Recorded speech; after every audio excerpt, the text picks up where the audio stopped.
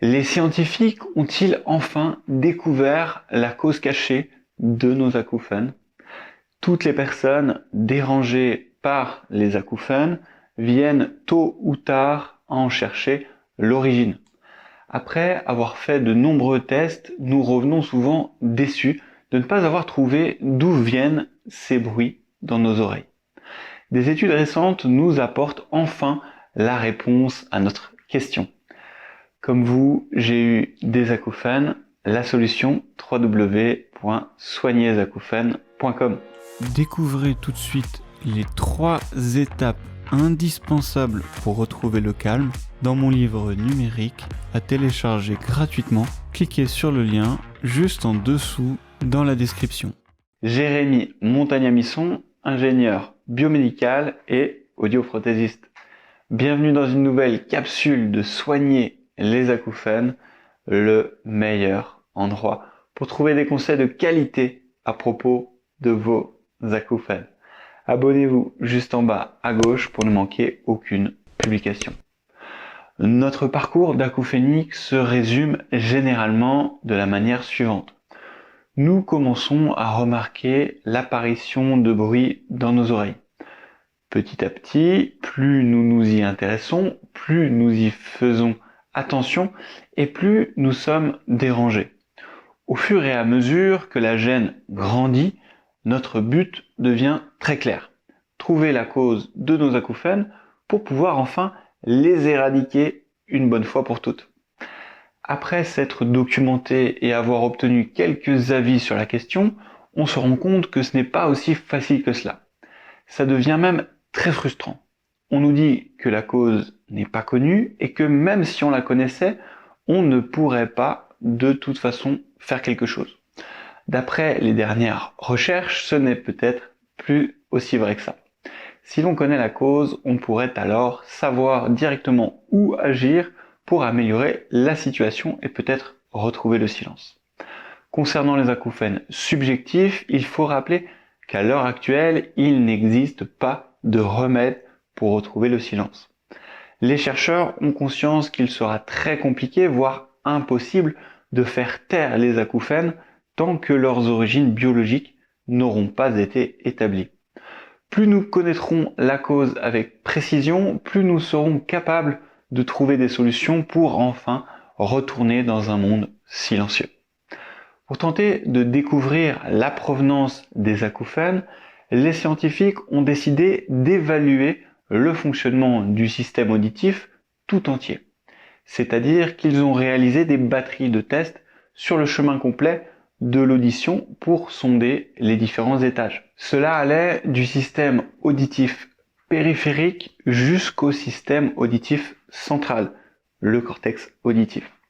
Leur étude impliquait un groupe de 294 participants qui n'avaient jamais eu de problème auditif et qui avaient une audition normale. À partir de là, ils ont fait 3 groupes.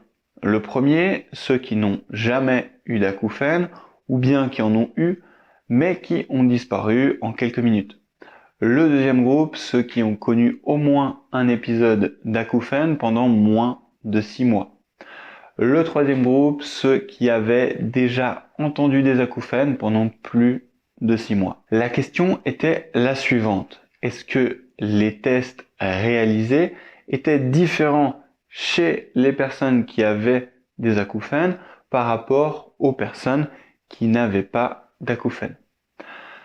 La réponse est oui. C'est-à-dire qu'ils ont détecté que pour les personnes qui avaient des acouphènes chroniques, les tests étaient différents par rapport aux personnes qui n'avaient pas d'acouphènes. 1. Les réponses du nerf cochléaire étaient plus faibles. 2. Les réflexes des muscles de l'oreille moyenne étaient plus faibles. 3. Les réflexes efférents olivo-cochléaires médians étaient plus forts. 4. Il y avait une hyperactivité des voies auditives centrales.